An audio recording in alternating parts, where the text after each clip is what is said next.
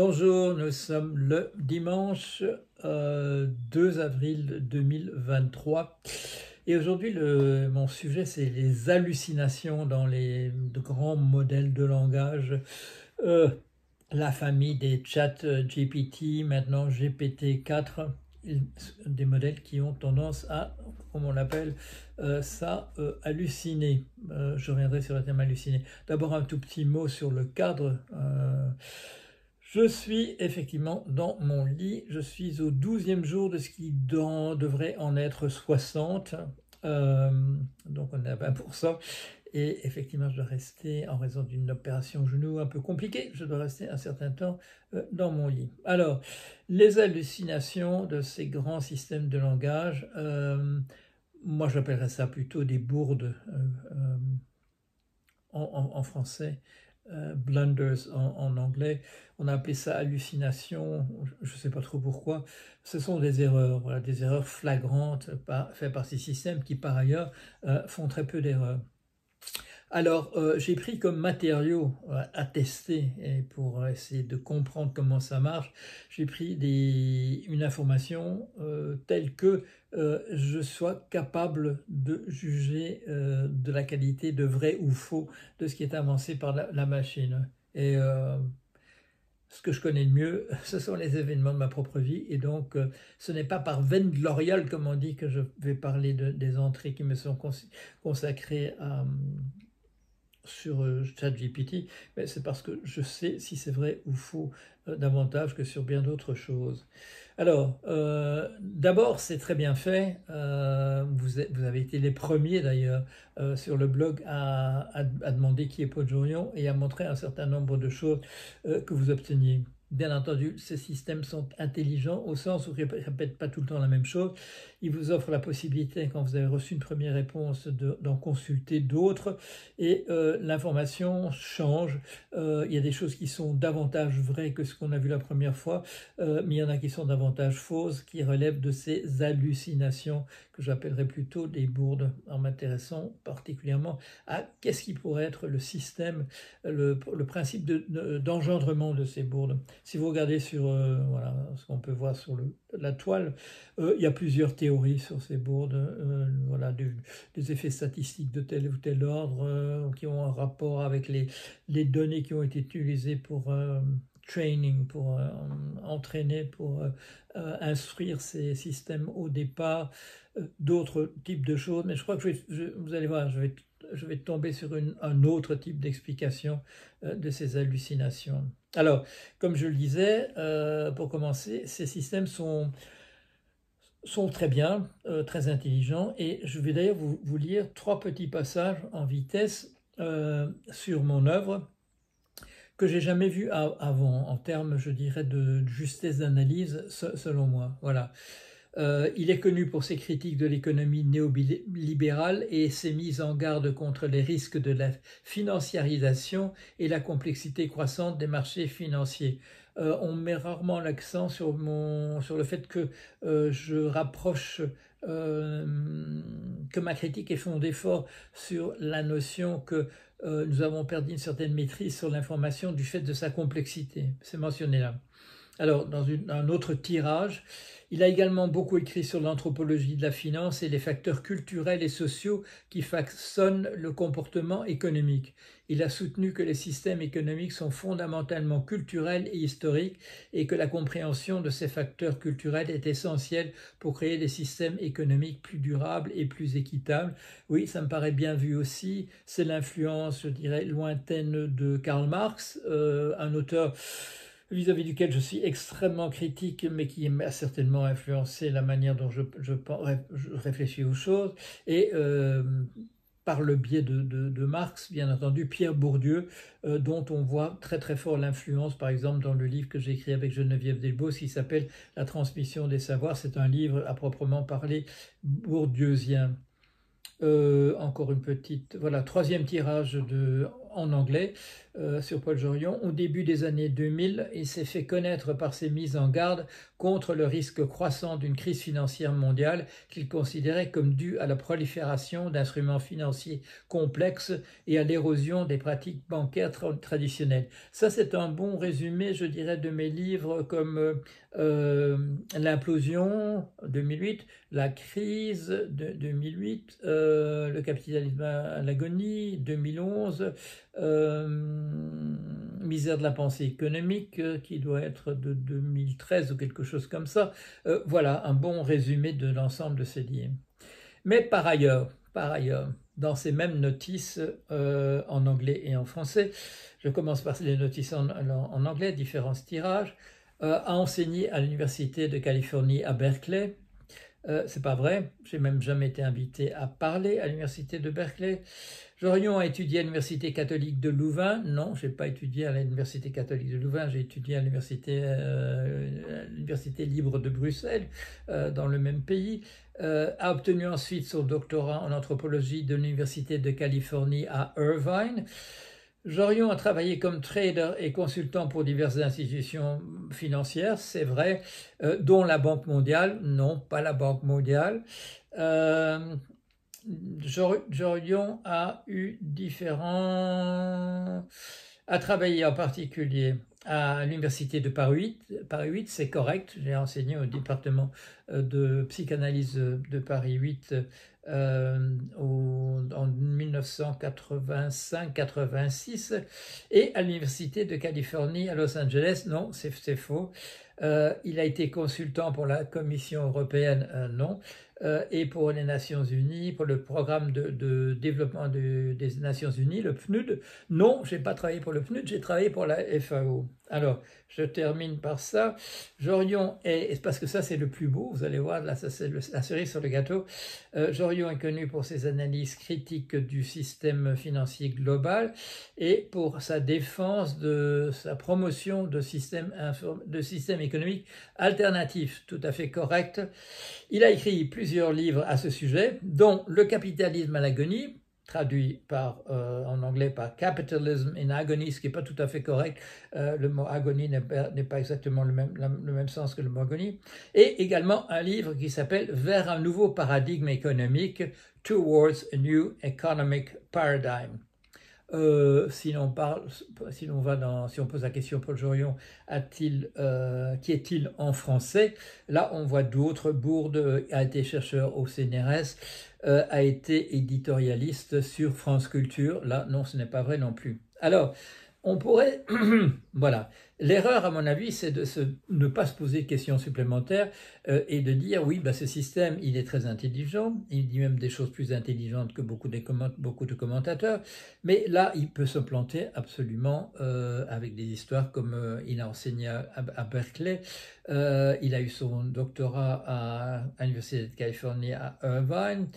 Il a travaillé à la Banque mondiale, il a été professeur à UCLA à Los Angeles, il a été consultant à la Commission européenne et il a travaillé aux Nations Unies, au PNUD, et surtout il a écrit un livre qui s'appelle Vers un nouveau paradigme économique, en anglais Towards a New Economic Paradigm.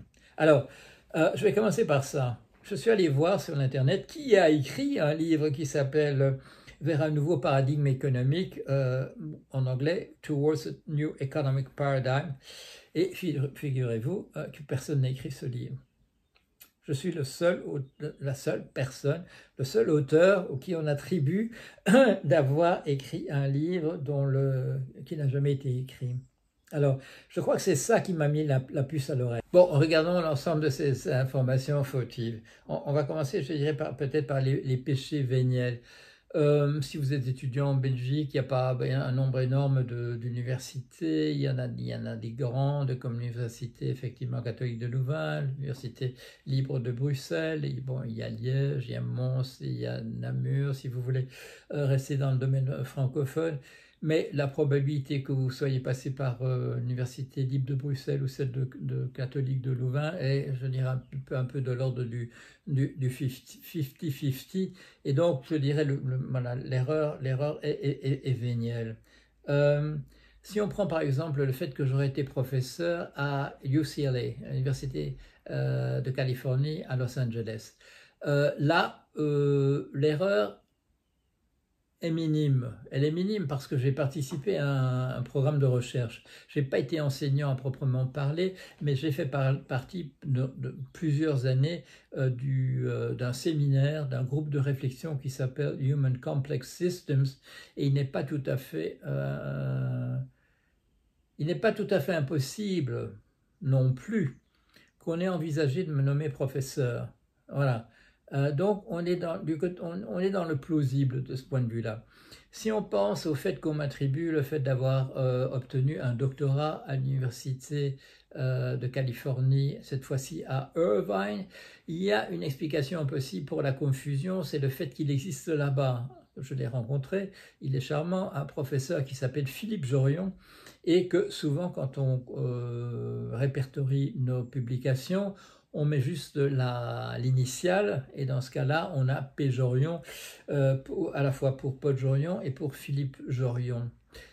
Là aussi, il s'est passé quelque chose qui fait que on a dû envisager à un certain niveau la possibilité de me nommer professeur là. Il y a eu en particulier un événement, je dirais, tragique de mon point de vue, c'est qu'il y avait une grande conférence qui avait été organisée où j'allais parler de mes idées sur l'intelligence artificielle, et il s'est fait que j'ai vu à cette époque-là, ce jour-là, j'ai eu une crise de dysenterie qui fait que j'ai dû interrompre à plusieurs reprises le début de mon exposé et j'ai pas pu le terminer.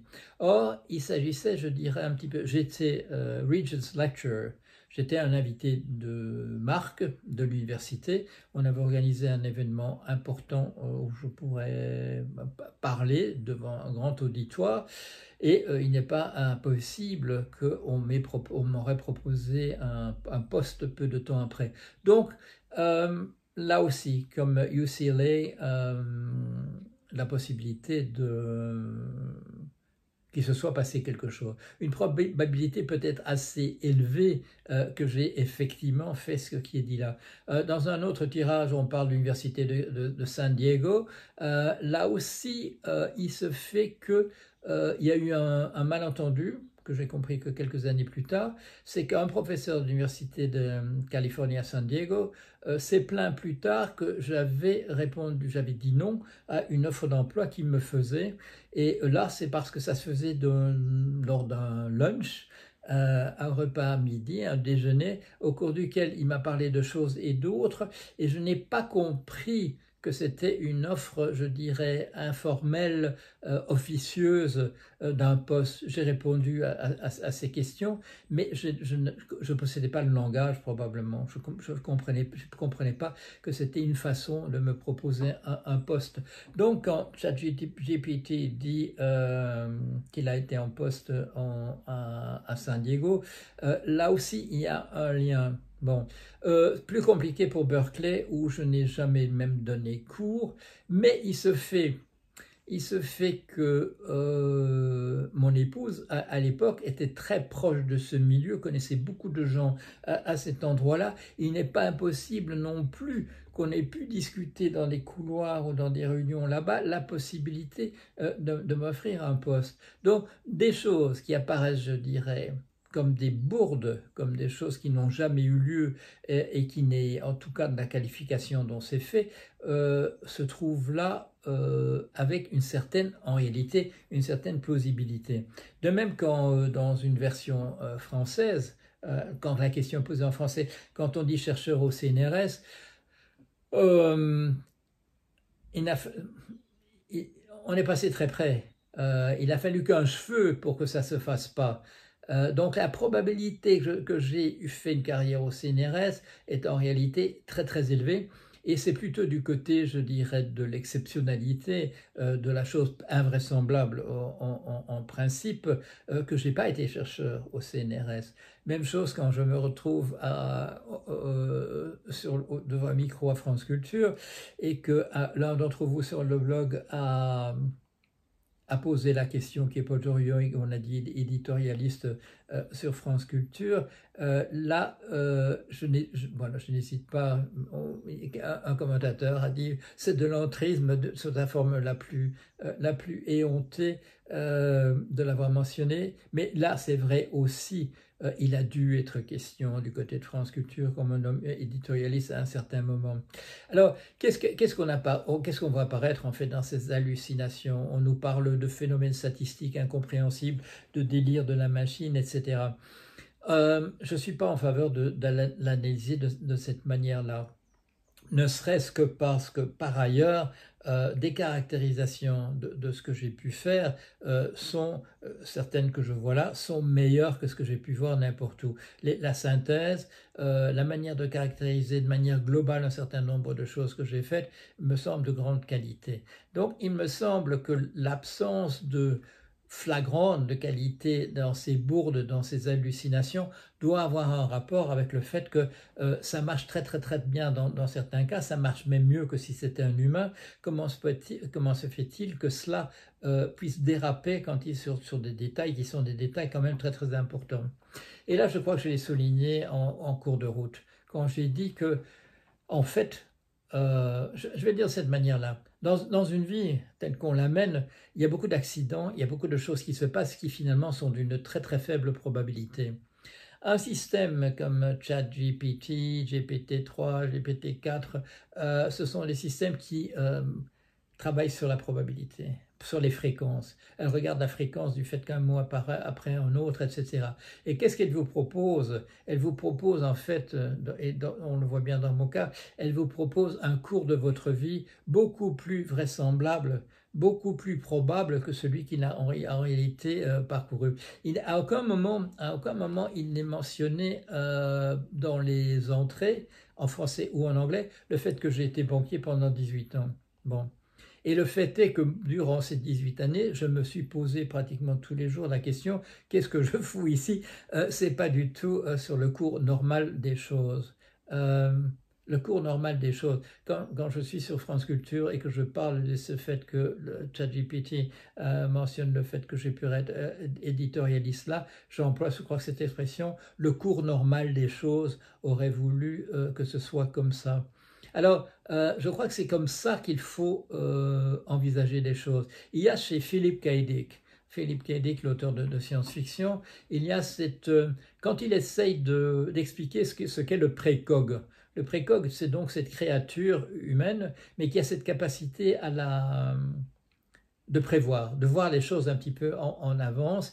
Comment peut-il expliquer sur un plan théorique que ça fonctionne comme ça? Parce que, dit-il, il y a des mondes parallèles à celui dans lequel nous sommes, avec des degrés plus ou moins élevés de probabilité. Ce qui est intéressant, c'est que cette représentation qu'il a fait Philip K. Dick n'est pas très éloignée de celle qu'impliquerait l'interprétation de la physique quantique en termes de mondes parallèles, celle qu'on doit à Monsieur Everett. Voilà. Mais imaginons qu'effectivement, comme le veut K. Dick, que nous vivons dans un monde entouré de parcours plus probables ou moins probables de ce que nous sommes. Et qu'en fait, le cours de notre vie, c'est une sorte de slalom, de louvoiement entre des scénarios parmi les plus probables et les moins probables. Et qu'en fait, quand on regarde, ça dépend des vies, mais il y a des vies, je suis sûr, où on regarde en arrière, puis c'est le scénario le plus probable, absolument surtout, qui s'est déroulé. Mais pour d'autres, ce sont des choses beaucoup moins, un mélange de choses probables, de choses improbables, comme le fait que j'étais banquier 18 ans. Et que fait ChatGPT? Il ne parle que des parcours les plus probables. Et et là, je dirais c'est quand même la cerise sur le gâteau, c'est comme le pompon. Quand il m'attribue la rédaction d'un livre qui s'appelle Vers un nouveau paradigme économique, dont je n'ai pas la preuve que quiconque, que ce soit d'autres, l'ait écrit, ce qu'il dit en fait, c'est que Jorion aurait même dû, selon toute probabilité, écrire un livre qui s'appelle Vers un nouveau paradigme économique, avec traduction en anglais, Towards a New Economic Paradigm. Voilà, qu'est-ce que j'ai essayé de faire? J'ai essayé de rendre compte, de proposer une interprétation de ce phénomène qui sinon paraît tout à fait invraisemblable, le fait que ces machines intelligentes et dont la preuve est faite qu'avec voilà, avec le QI qu'on peut leur calculer est bien plus haut que la moyenne des populations et il semble que de jour en jour le QI de ces machines augmente. Comment est-il possible qu'à la fois ils disent des choses plus intelligentes qu'un être humain peut le dire, mais des choses qui sont tout à fait, je dirais, fausses? Je crois que l'explication, c'est parce que le cours de nos vies ne se coule pas toujours du côté du plus vraisemblable, du plus probable. Mais si vous avez la chance que ChatGPT vous reconnaît votre nom, posez-lui la question et vous découvrirez quels sont les autres destins, sans doute plus probables, qui auraient pu être le vôtre. Voilà, merci, à bientôt.